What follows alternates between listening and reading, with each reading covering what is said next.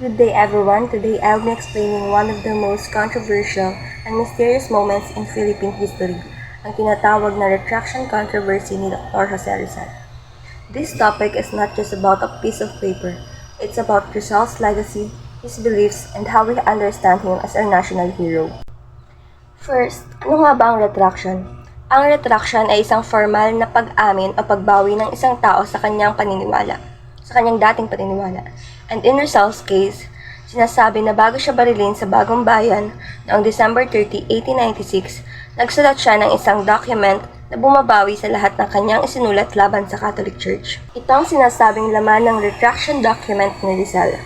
Dito, malinaw sinasabi niya na bumabalik siya sa pananampalatayang Katoliko at binabawi ang lahat ng kanyang isinulat na taliwas sa turo ng simbahan. This is a huge deal because Rizal was known for criticizing the church, especially the friars in his novels Noli Me Tangere and El Filibusterismo.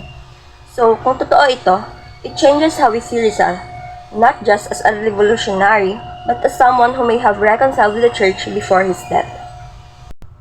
Actually, maraming versions ang nasabing retraction ni Rizal, pero dito sa section na to, dalawang specific text lang ang ikukumpara. Yung 1935 version na nadiskubre ni Father Manuel Garcia sa Archdiocese Archives at yung 1917 version na nireport ni Father Vicente Balaguer sa kanyang notarial act. So, bakit dalawa lang? Dahil sila lang yung may pinakamahaba at kompletong teksto na halos buong retraction statement na. Yung mga newspaper reports like La Voz Española, Diario de Manila at El Imparcial ay may mas maikli or summarized lang. Kaya hindi sila sapat para sa line-by-line textual comparison.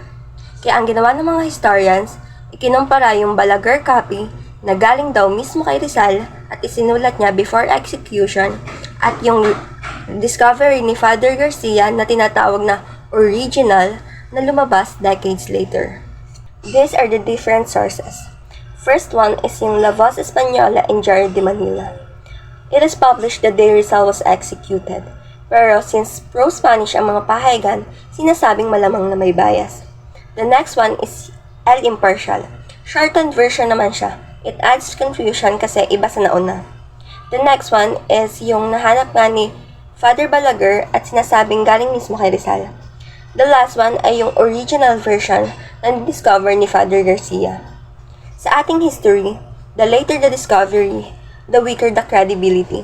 Kaya dito na nag-uumpisa yung endless debates tungkol sa retraction ni Rizal. Now, let's analyze Rizal's retraction. Kapag pinag-aaralan natin ang iba't ibang versions ng retraction, makikita natin na hindi sila magkakapareho. May mga differences sa spellings, sa words, sa punctuations, and sa paragraphs, and even yun sa mga witness signatures. Sa unang tingin, parang mga maliliit na bagay lang ang pagkakaiba.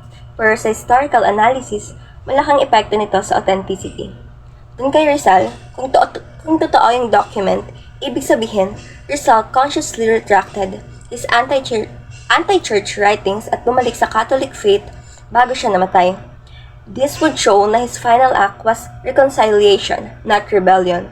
And kung hindi naman ito totoo or hindi authentic, ibig sabihin, posibleng gawa-gawa lang ito ng mga Spanish clergy or authorities to discredit Rizal's legacy at ipakita sa publiko na siya ay bumalik loob sa simbahan. Ang mismong pagkakaiba-iba ng mga text, lalo na yung mga nawawala or nadadagdag na words at yung mga inconsistencies sa witnesses, ay nagbibigay ng duda. Dahil sinasabing parang may mga editing or multiple drafts, imbes na iisang genuine at original lang. In short, the analysis shows that controversy exists because the documents do not fully match.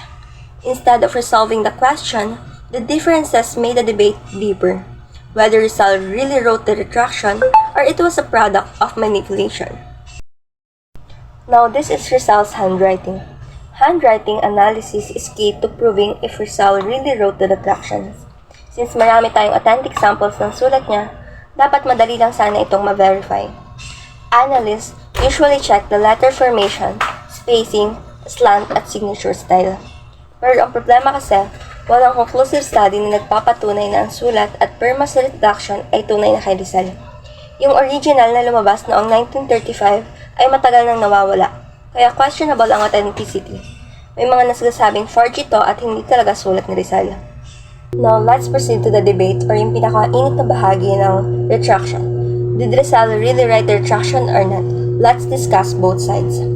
Una, may mga evidences na nagsasabing Rizal really wrote the retraction.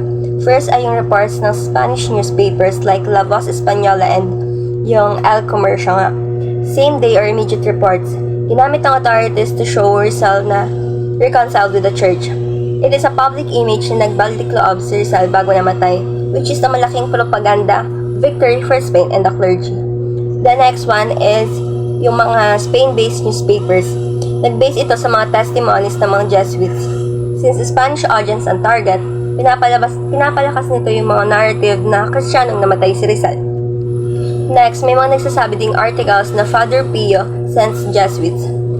Ibig sabihin hindi aksidente, may concerted effort ang mga Jesuits. Ang dami nilang pinadala, meaning desperate sila to win him back.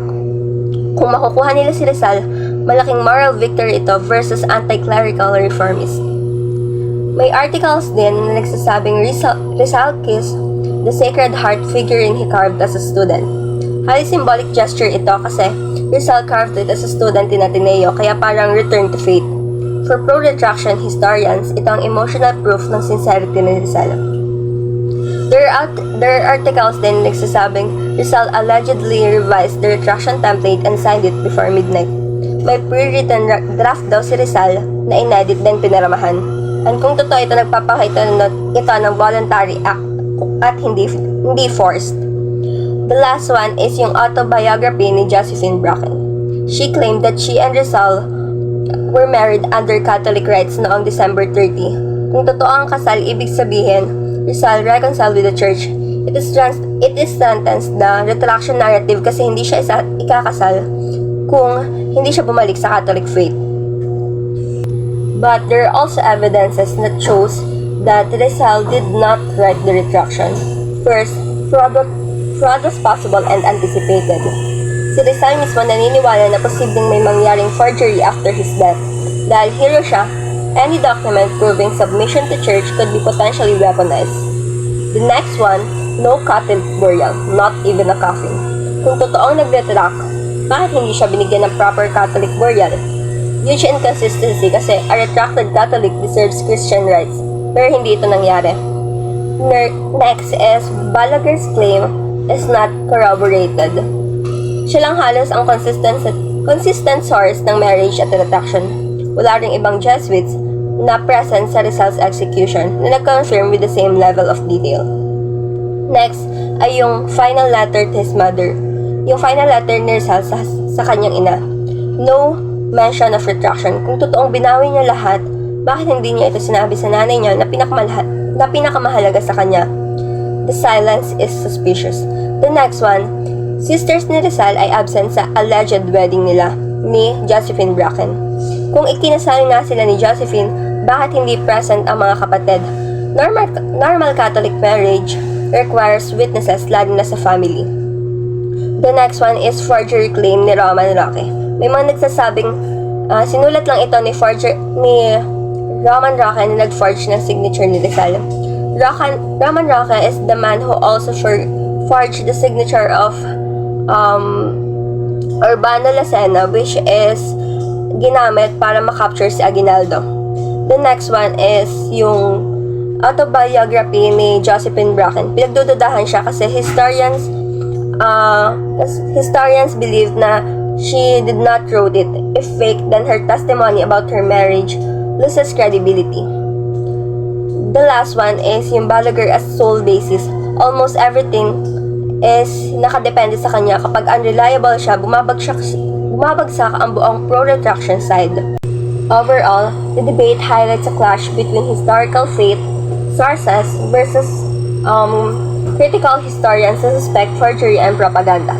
No definitive proof exists, that's why the controversy remains unresolved. This report is important because it shows us that history is not always clear or straightforward. Through the retraction controversy, we learn how to analyze documents, testimonies, and narratives with critical thinking. It reminds us that history can also be used as a tool of power and influence. Most of all, it teaches us that our role as Filipinos is to keep searching for the truth, to be critical, curious, and firm in understanding our past. Good afternoon, good evening. I will be discussing the chapter 10, the Pugadlawin, Balintawak or Bahay Toro. Where and when did the first act of rebellion against the Spanish really happen? In this chapter, we will discuss one of the most controversial issues in the Philippine history.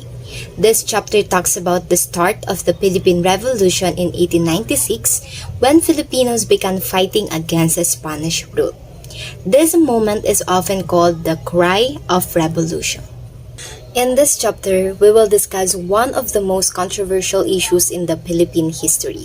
This chapter talks about the start of the Philippine Revolution in 1896 when Filipinos began fighting against the Spanish rule.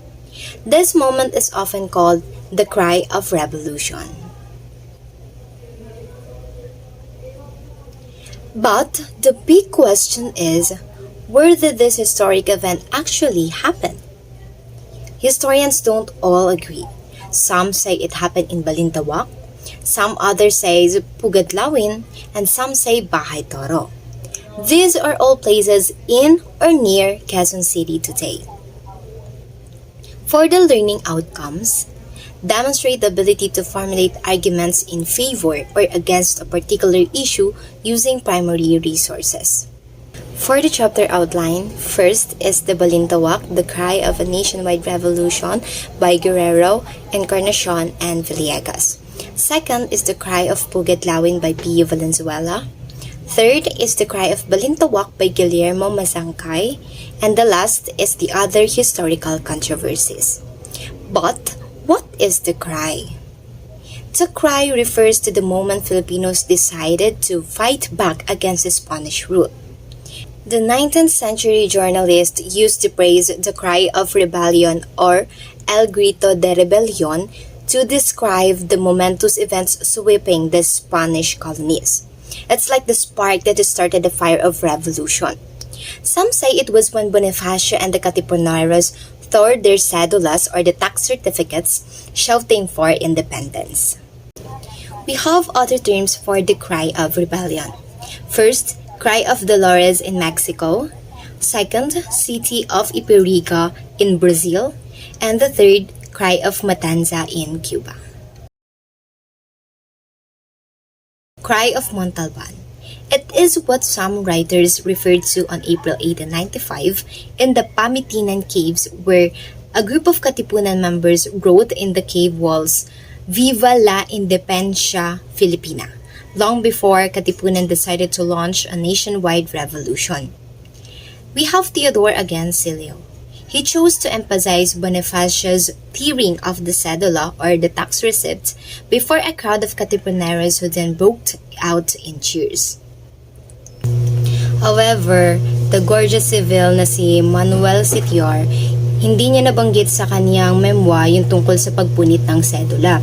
Pero, nabanggit niya yung sa Pacto de Sangre or blood pact na nakita niya sa bawat Filipino na nakasalubong niya before noong August 1896 on his reconnaissance missions around Balintawak. Moreover, for some writers, ang unang laban ang pinaka-importante o pinakamahalagang sigaw. Pagbalik ni Emilio Aguinaldo galing Hong Kong, nagpagawa siya ng awit yun, na may title na Himno de Balintawak. Ito ay para maipakita na tuloy ang laban. Kasi yung naging usapan sa Biak na Bato ay hindi naging maganda. Yung usapan sana na yun ay para matigil yung gulo. On September 3, 1911, yung monument ng Heroes of 1896 ay pinatayo sa may intersection ng EDSA at Andres Bonifacio Drive North Diversion Road. Simula noon hanggang 1962, pinagdiriwang na ang Cry of Balintawak every August 26. Pero sa taon ding iyon, 1962, yung Cry of Balintawak ay naging Cry of Pugadlawin. At saka yung petsa na August 26 ay naging August 23. inalis din ang monument ng Bureau of Public Highways, which is the DPWH na ngayon, para sa extension ng North Luzon Expressway. Dahil doon, may mga ilang estudyante na nais i-preserve yung monument. Kaya naman, nakipag-usap ang National Historical Commission under Chairman Carmen Guerrero Nakpil with the University of the Philippines President Carlos P. Romulo na ilipat sa campus ng Diliman. And the monument was inaugurated again on November 29, 1968 sa harap ng UP Vinsons Hall. The Cry of Pugad Lawin. Sinabi ng iba noong August 23, 1896 na hindi ito accurate. Kasi in 1970, historian Pedro A. Gagilonia, he pointed out that it lacks positive documentations and kulang yung mga evidences from the witness, which is si Dr. Pio Valenzuela. The conflicting accounts. Pero sino ba si Dr. Pio Valenzuela? Si Dr. Pio Valenzuela ay isa sa mga surviving witnesses ng Cry of Pugad Lawin. And this is confirmed by the list drawn up by Guillermo Masangkay, which himself is present. If we are to believe Masangkay, si Dr. Valenzuela ang kaisa-isang doktor na nag-participate doon sa Cry. However, it seems that his statements are inconsistent. Naging pabago-bago na yung mga sinasabi niya. Una, na-mention niya yung Katipunan meeting na nangyari noong August 23 and 25 sa Balintawak. Pangalawa, after 15 years later, sinabi naman niya na yun ay nangyari sa house naman ni Apolonio Samson in Kangkong. South of Balintawak siya noong August 23. Pangatlo, sinabi naman niya na nangyari ito doon sa bahay ni Melchora Aquino, which is si Tandang Sora, sa Pakpak Lawin, which is the Pugad Lawin. Malapit siya sa Pasong Tamo noong August 23. Pugad Lawin is further north sa Balintawak. Pang-apat, before Masangkay and other surviving Katipunan members recall the events, he tells that a meeting at Kangkong on August 22, but the cry occurred at the house of Juan Ramos, which is yung anak ni Melchora Aquino, sa Pugad Lawin malapit sa Bahay Toro the day after, which is August 23. While Valenzuela seems to be firm on the date, which is the August 23, hindi pa rin siya sigurado kung saan ba talaga siya nangyari. Kasi si Valenzuela ay not known for having impeccable memory. This is demonstrated with his recollections of his meeting with Rizal at Dapitan months before the launch of the revolution. His confusing statements threw doubt to the Cry itself. Did it really happen or not? Bahay Toro, not Balintawak. In 1933 and 1935, sinuportahan si Valenzuela ng kaniyang mga kapwa-kasamahan sa revolusyon, which is si Cipriano Pacheco at si Bricio Pantaz, in declaring that the Cry happened in Pugad Lawin at not in Balintawak. Meanwhile, in 1940, a historical committee kasama si Valenzuela, nalaman nila yung exact location ng Pugad Lawin, which is sa Sitio Gulod, Banlat, Caloocan City, na pinaniniwalaang ito din yung lugar kung nasaan yung bahay ni Melchora Aquino. However, contradictory information arose, including the minutes of the meeting na kalaunan ay nalaman na fake pala ito. At placing the Cry on August 23 and alternative dates and locations such as Bahay Toro, suggested by other veterans like Masangkay and Alvarez. Subsequent investigations in the 1980s leaned onwards Pugad Lawin near Bahay Toro as the more likely site, particularly the house of Juan Ramos, supported by his descendants. As a result, since 1984, the official marker for Pugad Lawin has been situated sa Bahay Toro, Quezon City. Pero, the location remains open to revision kasi baka may panibagong evidence na naman na mahanap.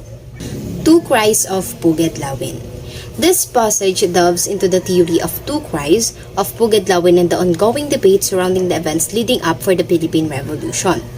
Historian Teodoro Agoncillo, matapos niyang ma-interview yung mga katipuneros or Katipunan veterans kagaya ni Masangkay at Valenzuela at magkonsulta rin sa Manila Observatory for Weather Conditions, he concluded that noong August 23, yun daw ang pinakamalapit na date para doon sa single cry.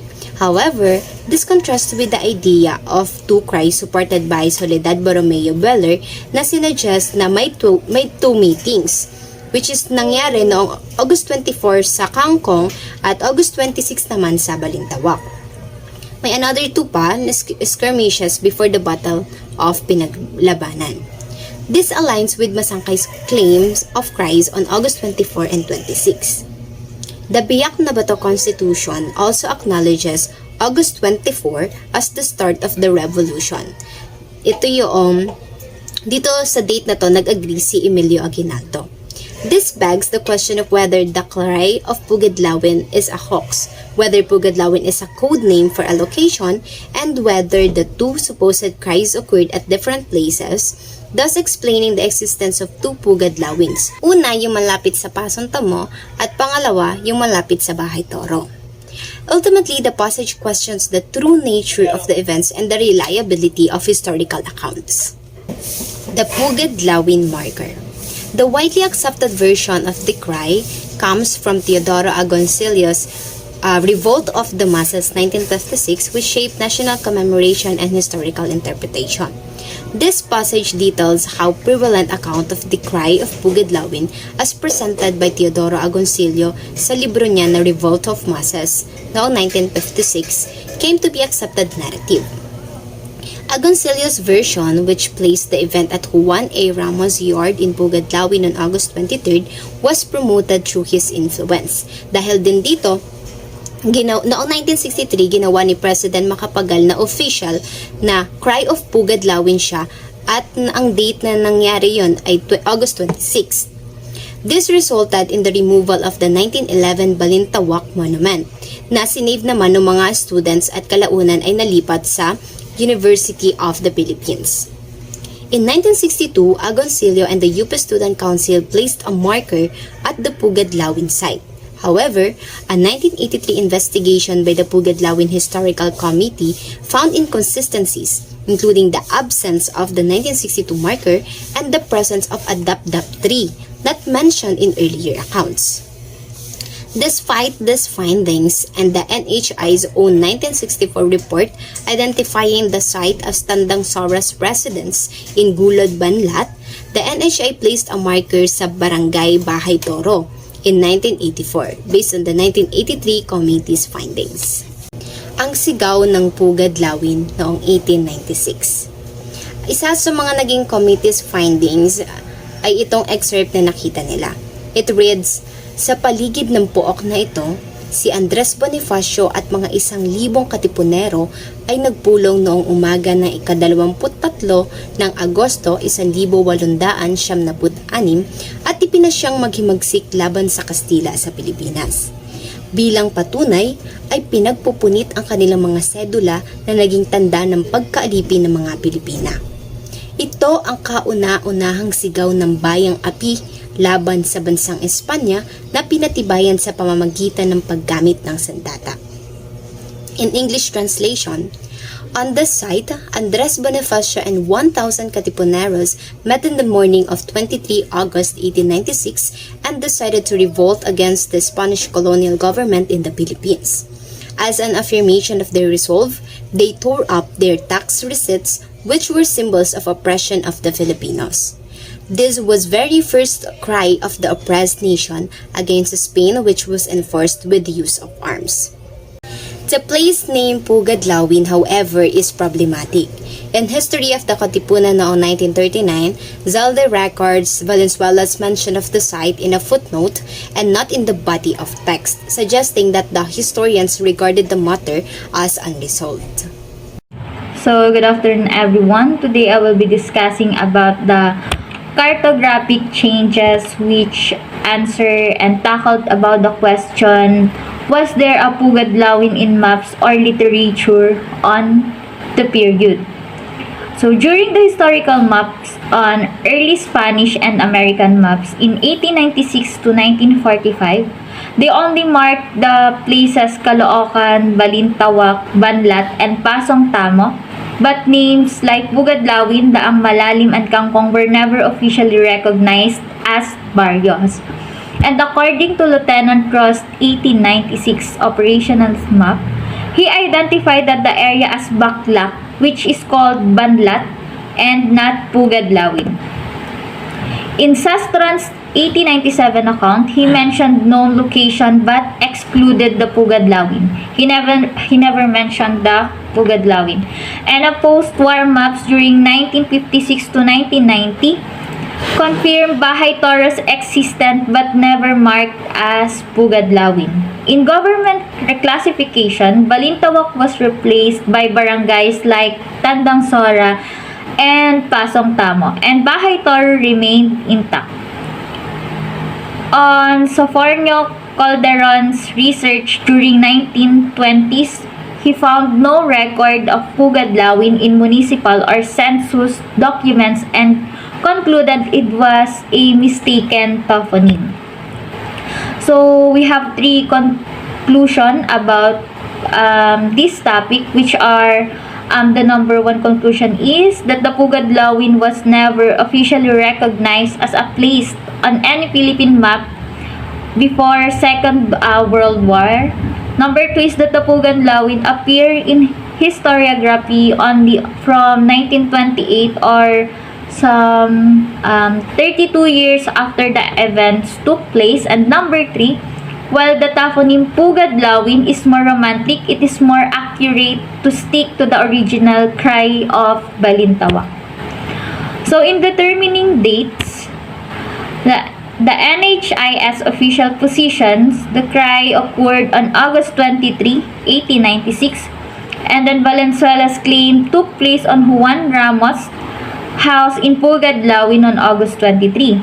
According to Masangkay's account, the cry located at Apolonio Samson's house in Kangkong, his versions holds more credibility due to the collaboration by the eyewitness and the photograph in 1917 during the earlier marker installation.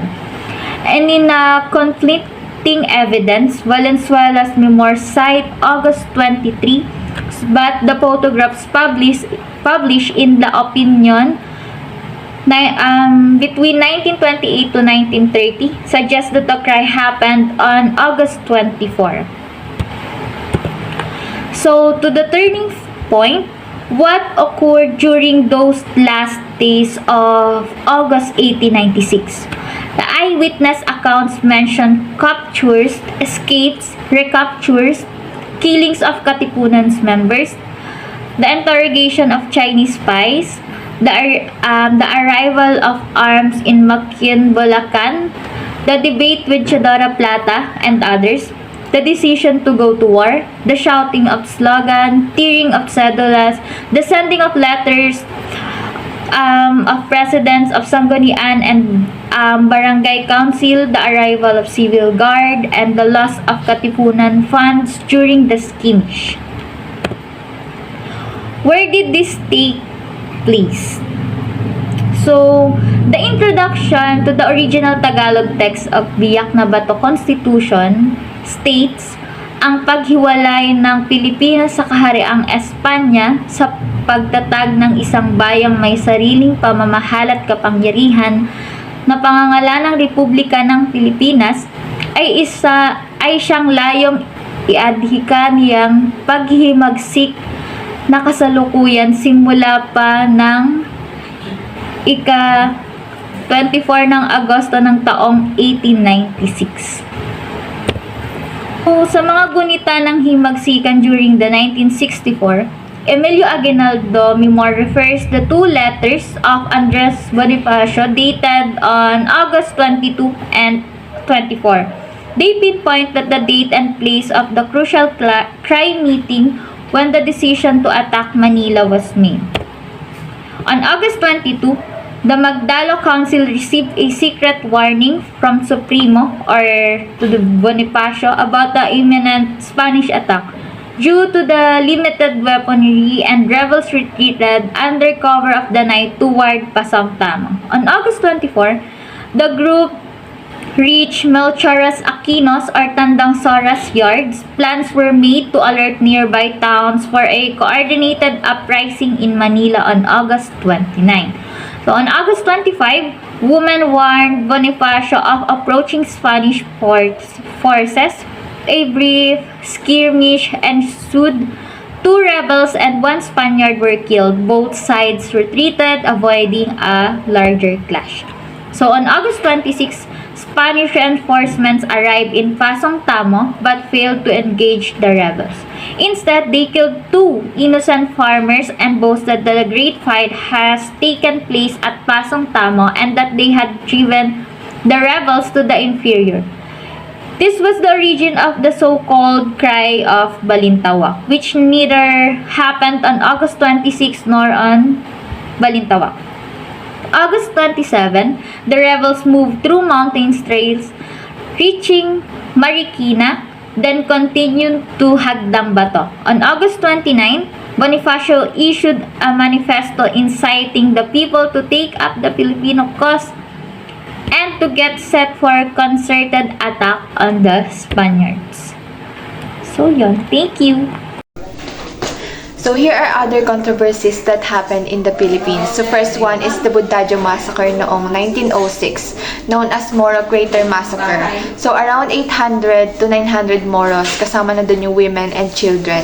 They were killed by the US troops and the US called it military victory. Pero maraming historians ang kumundina dahil halos lahat ng namatay dito sa massacre na to is civilians. So pinakita nito ang brutal na paraan ng US sa pananakop sa Pilipinas. So, nagpakita rin ito ng resistance ng mga Moro na hanggang ngayon ay may epekto sa Mindanao conflict. The second one is the execution of Andres Bonifacio noong 1897. So, we all know that Andres Bonifacio is called Supremo ng Katipunan at ang brother niya na si Procopio, they were executed in Cavite under the orders of Emilio Aguinaldo. So, ang pangyayaring ito is naging simbolo ng division sa hanay ng mga Pilipino. Pinapakita na kahit parehong laban sa Kastila is may power struggle pa rin na nakakaapekto sa unity ng revolusyon. Tatlo ay ang rumors about Apolinario Mabini. So, may mga chismis noon na kaya naging paralitiko si Mabini ay dahil sa syphilis daw. Pero later, na-confirm naman na mali ito. Napatunayang polio ang totoong cause ng kanyang paralysis. So, naging significance ito dahil ang pagtutuwid sa maling akala tungkol kay Mabini ay nagpapaalala sa atin na mahalaga ang historical accuracy. At pinapakita rin nito ang resilience niya, kahit may disability siya, naging brains of the revolution siya. The fourth one is the Jibida Massacre around 1968. So, around 200 young Tausug and Sama men were recruited for Operation Merdeka. Ang Operation Merdeka is the plan to take Sabah from Malaysia. Nang tumanggi sila, pinagbabaril sila ng military and walang nakasuhan. Pero ito ang naging simula ng mga Muslim separatist movements like the MNLF. So, ang pangyayaring ito ang naging turning point ng mga Moro movement sa Mindanao. Dito nagsimula ang armed struggle ng MNLF at naging foundation ng decades-long conflict sa Southern Philippines. Number 5 is the Emilio Aguinaldo, hero or traitor.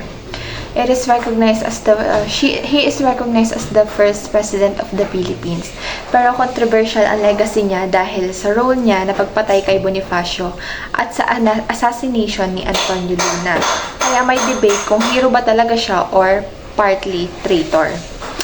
So, ang debate tungkol kay Aguinaldo nito, kung yung pinagdedebatahan kung siya ay hero or traitor ay nagpapakita ng complexity ng mga leader. Pinapakita nito na ang heroes hindi laging perfect at dapat kilalanin pati yung controversial side nila. Number 6 is the assassination of Antonio Luna noong 1899. So, si General Antonio Luna ay pinatay sa Cabanatuan. They believe to be politically motivated daw. Maraming naniniwala na may basbas ito ng Aguinaldo government. So his death is greatly weakened the Filipino resistance against the Americans. Ang pagkamatay ni Antonio Luna, it weakened the Revolutionary Army laban sa mga Americans.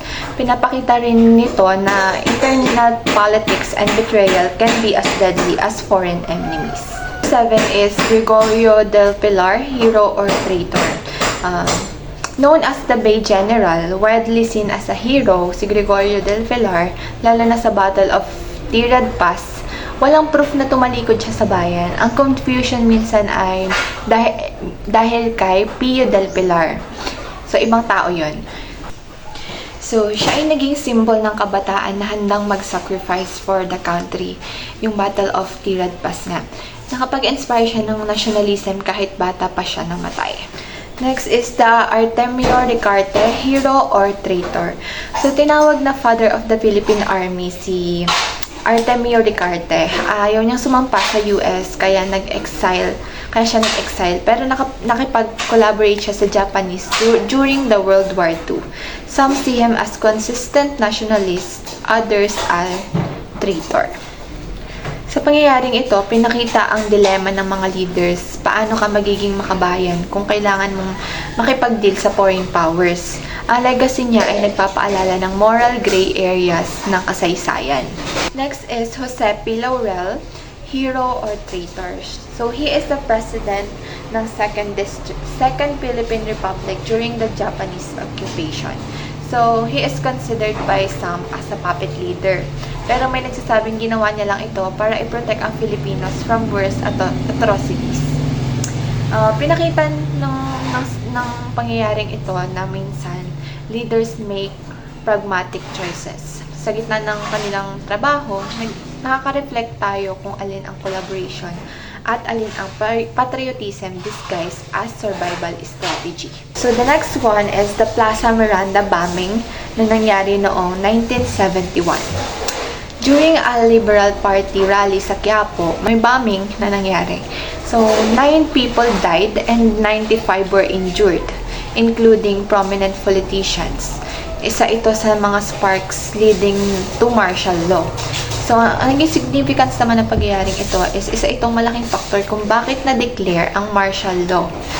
It showed how violence was used to manipulate politics and remind us about threats to democracy. Next one is the assassination of Ninoy Aquino noong 1983. Naging spark ng People Power Revolution ang pangyayaring ito. And ang kanyang pagkamatay has inspired millions of Filipinos to stand up against dictatorship. Next controversy is the Ferdinand E. Marcos. Does he deserve a hero's burial? Noong 2016. So, ang naging significance naman ng pangyayaring ito is nagpakita ito na ang kasaysayan ay contested. Iba-iba ang pananaw ng mga Pilipino. Merong sinasabi na deserve niya, merong sinagsasabi naman na marami naman na nagsasabi na hindi niya deserve. Napakita rin nito ang importance ng collective memory at laban kontra historical revisionism.